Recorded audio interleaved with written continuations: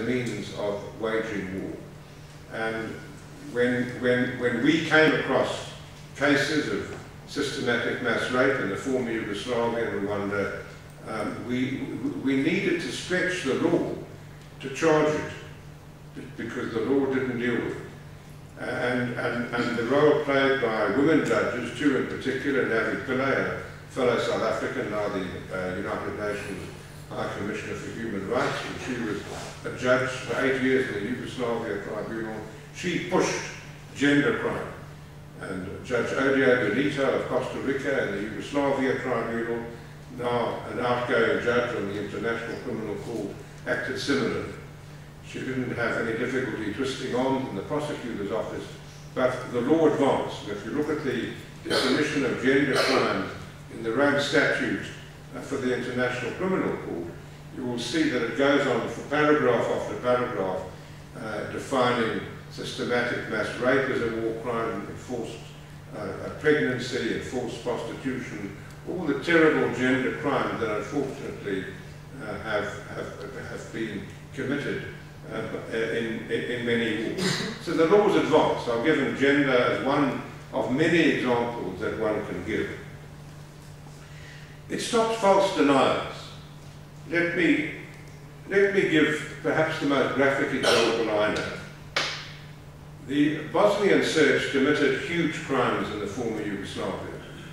And the worst was the massacre at Srebrenica in the middle of 1995, when over 8,000 Muslim boys and men, civilian, were slaughtered by firing squads at mass graves outside Srebrenica. And we were horrified. I was particularly horrified because 2 months before, I had signed and issued the first indictment for war crimes against Radovan Karadzic and Ratko Mladic. Karadzic, the head of the Republika Srpska, the Bosnian Serb enclave around Pale in Bosnia and Herzegovina, and Mladic, his army chief. Both of them, I'm happy to say, now on trial in the Yugoslavia Tribunal, before the Yugoslavia Tribunal in The Hague. But within 2 months of the indictment, they committed this terrible massacre at Srebrenica, and I thought to myself, what a horrible example of the lack of deterrence. And here you indict people as war criminals, and they go on 2 months later to commit the worst crimes since the Second World War.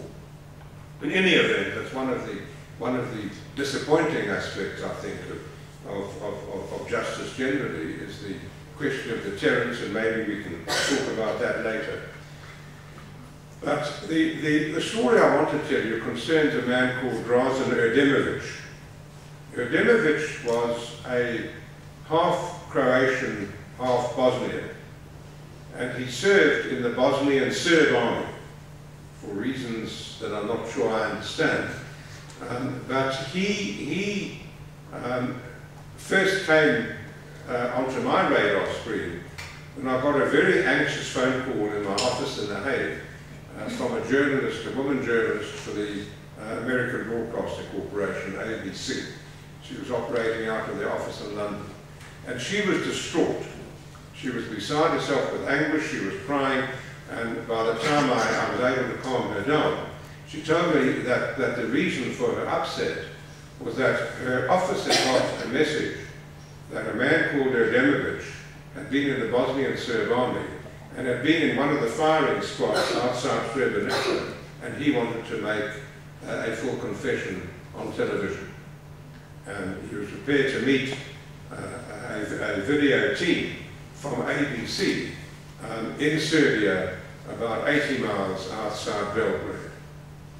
Anyway, this woman was sent with a video cameraman to Serbia, and he told her his story, that he had been in the Bosnian Serb army, that he was in the battalion that was sent to ethnically cleanse Srebrenica, and that he was instructed by his commander to join a firing squad next to a mass grave that had been dug, and he was told that their job was to shoot in the head these Bosnian men and boys who had their hands tied behind their back.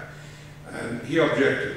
He said, this is not what I joined the army to do, and he refused to participate. And his commander said, yeah, look, Ademirovic, if you don't join the firing squad, you can join the Bosnian men, and you can end up and you will end up in the mass grave. And he said, if you take that choice, if you make that choice, we know where your wife and child live, and they will pay the penalty too for you disobeying my order. And under this huge duress, Ademirovic joined the firing squad, and he told the cameraman that he lost count after he had shot over 70. He lost count at 71 of the number of people that he executed. The ABC team asked him if he could indicate on a piece of paper exactly where the mass grave was situated. And he did so with extraordinary degree of correctness. Fortunately, the team on their way back to Belgrade Airport dropped the map, and I'm not sure why, but they left the map at the United States Embassy in Belgrade. This woman from ABC then did a very silly thing. She called her office in London and said that they'd interviewed Ademirovic, and she had the tape, and she was flying back that evening from Belgrade to London. Well, she was met at Belgrade Airport by Milosevic's security police. She was arrested. The video tape was confiscated, and she was allowed to get on her flight to London. And the terror she felt was for Ademirovic. She knew obviously the Belgrade police would look at the videotape, and she felt that they would murder Ademirovic. And she said, is there anything you can do? And I said, well, all I can do is to get an order from a judge calling on, ordering the Serb authorities to send Ademirovic to The Hague as a suspect and as a witness. I said they won't do it, but at least that will get it publicity, and the publicity may save his life, because the more publicity that's given to it, the less likely they would be to take him out. And she said, well, please do that, and I did. And to my surprise, Milosevic decided to send Ademirovic to The Hague.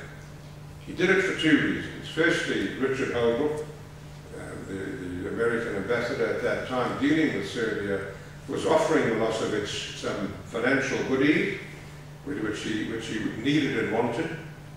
And secondly, as I mentioned, Ademirovic was not a Serb, so Milosevic was prepared to give him up to The Hague. He was put on a UN flight and brought to The Hague. I issued an indictment against him for war crimes, for murder. He pleaded guilty. He confessed, told the same story to the court. They put up a defense of duress, which was the appeals chamber of the Yugoslavia Tribunal ruled 3-2 that duress is not a defense in international law.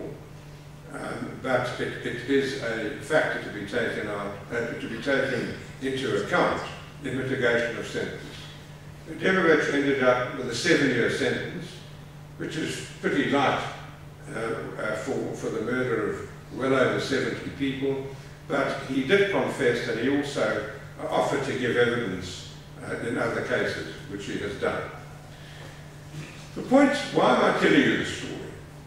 When Ademirovic came to The Hague, got a lot of publicity, the Bosnian Serb army spokesperson issued a statement saying, we still deny, as they had done, they had denied the massacre in Srebrenica. They said this was American propaganda against Serbs, and they said it didn't take place.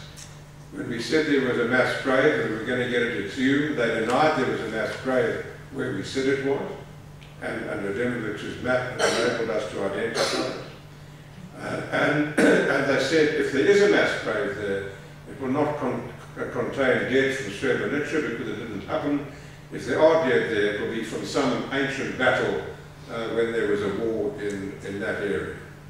Well, we had the grave exhumed by forensic teams from Physicians for Human Rights out of Boston, in a wonderful NGO, American-based NGO, And they established beyond any doubt that, that these people were killed in about the middle of 1995, and all of them had been killed with a single bullet wound to the head, and their hands were tied behind their back, which is not the way people die on the battlefield. And the evidence that came, and the Americans produced satellite photographs corroborating to the hilt the evidence of Adamovich, and the result was that the evidence that was led at Adamovich's trial, the American photographs, proved beyond any doubt that the massacre happened at Srebrenica. The Bosnian Serbs have stopped their denial. From denying Srebrenica, they admitted Srebrenica, but they said, but why don't you investigate similar incidents on the other side? Well, that's already